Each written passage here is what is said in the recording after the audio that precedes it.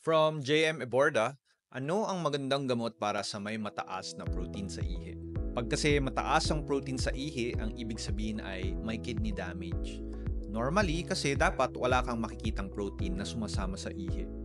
Kasi nafi-filter ito ng ating kidneys. Pero pag nagkakasakit sila, nasisira ang mga filters na ito kaya tumatagas ang protein at sasama ito sa ihi. So, anong gamot para dito? Dapat ay ayusin yung filters ng kidney at gamutin ang specific na sakit na nagdudulot nito. Marami kasing iba't ibang sakit na nagdudulot ng protein sa ihi.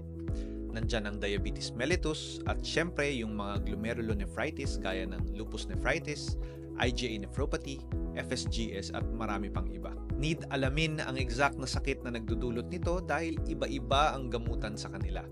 Depende kung ano yung diagnosis. For example, sa diabetes, need kontrolin ang blood sugar upang makontrol ang protein sa ihi. May mga gamot din gaya ng dapagliflozin, empagliflozin, losartan at enalapril na napatunayan na nakakabawas ng protein sa ihi. Kung IgA nephropathy naman ang sakit, maaaring need mag-take ng steroids for 4 to 6 months.